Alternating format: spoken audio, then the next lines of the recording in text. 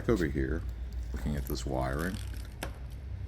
And as you can see, it's kind of a mess, but it's not too bad.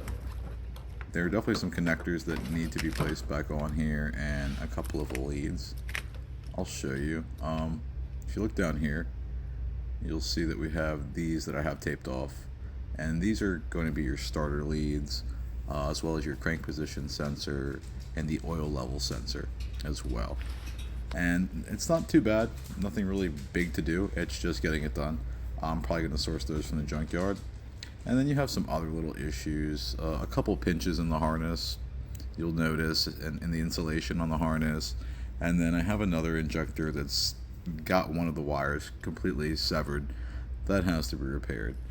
Outside of these things, there's maybe one or two connectors that might be missing, and I think those are just cut off in a hurry to get the LS1 out of there that was in there when they had it in. But yeah, I want to show you guys, this is a vacuum line that's pretty important for your HVAC, so make sure that gets hooked up or your AC won't work. If you look here, you'll see I made it to the junkyard, and I was able to get the leads from the factory, everything going up there. These actually came from a truck harness, but thankfully they were the same color, and it's going to work out pretty well for me. Over here, you see I have this 3-inch round stock. It saved me a bunch of money actually on the build when there's other round stock solid mounts out there. I'm just going to drill a hole through these guys. I might put a layer of poly underneath it, like in the form of a mat, but for right now, it's the perfect height that I need it at. You'll see I drilled this one right here, and that's just a bolt I have to mock it up. But I'm really taking advantage of the fact that I can use this to have a custom height to my mount without going crazy and throwing off geometry. But you'll see in comparison to this oil-filled mount, I kind of get a lot of space under the hood, and I am running that truck intake, so I can use as much as I can get, really.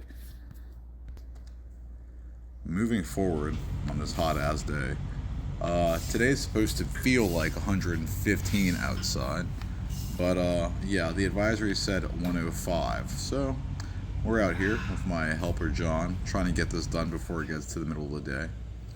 I wanted to show you guys this. I found this AC Delco starter, actually listed for $130 on Amazon, brand new. You guys might want to check it out. It's a sweet deal. I'm definitely going to have to shield it though so the headers don't cook it.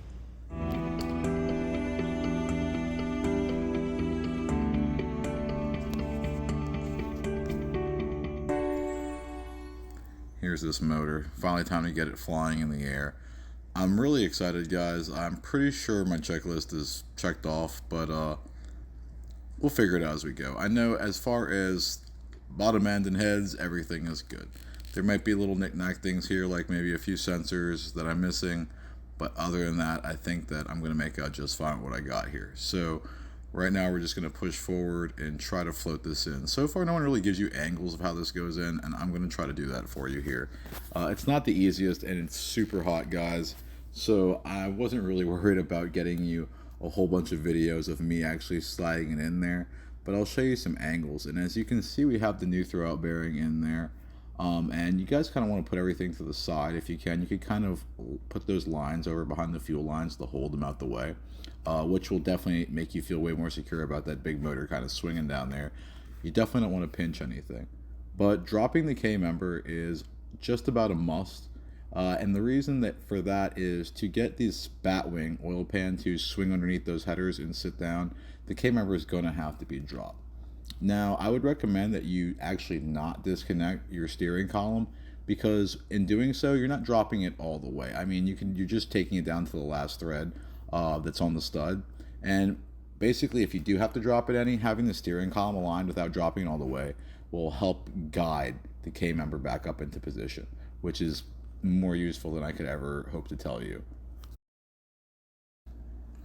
So here I want to demonstrate something. Make sure that your chain, it really helps to have a load leveler, because if your angle is too high, the heads will hit the firewall before anything. So it took me one repositioning without the load leveler, but as you can see, I was able to get it nice and level and flat back. Guys, I wouldn't recommend trying to draw the transmission to the engine using the bolts unless the gap between the back of the engine and the transmission is less than the width of your pinky. It's just not worth risking it, and you have no idea if the input shaft is actually seated.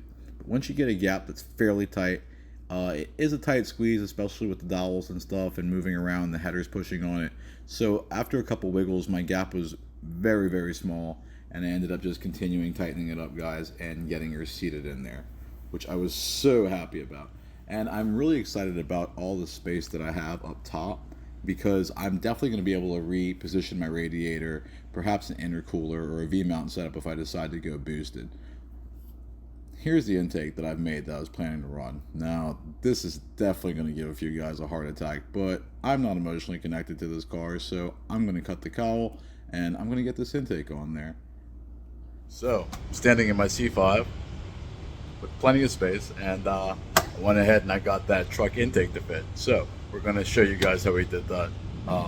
It's a little bit of a pain in the ass, but I'm glad we got it done. It looks like it's about 3 inches off. Now, my biggest concern is cowl clearance to the wiper, but after some measuring, it looks like I'm right there. Okay, and what's that? It's a bracket, but I got through it. And needless to say, surprisingly, even removing that bracket, the wiper arm structure is still super strong. It's clearance super tight, guys, but I got it. And I don't know. A lot of people are going to get kind of upset about me cutting on this car, but I'm not emotionally attached to it. It's a track car. Whatever works for now, and it's part of the budget build fun, you know? But yeah, like I said, this is going to be great. It definitely keeps me in my budget. Super happy with how it fits. Super happy with all the space that I have up front. It's very, very, very tempting to just take some of the stuff I have off the shelf and just actually go with a turbo build with this. But let's get it started first before we think about any of that stuff. In the meantime, you guys see I have the rooster painted on top right there. It's not maybe the best drawing in the world, but I was feeling froggy, so I figured that I'd give something a try here. I was able to get this truck intake to work, which I'm pretty stoked about. As you see, I clearanced it back there. Yeah, it's hot weather we've been having in New Orleans lately. But motivation hasn't gone anywhere trying to get this done.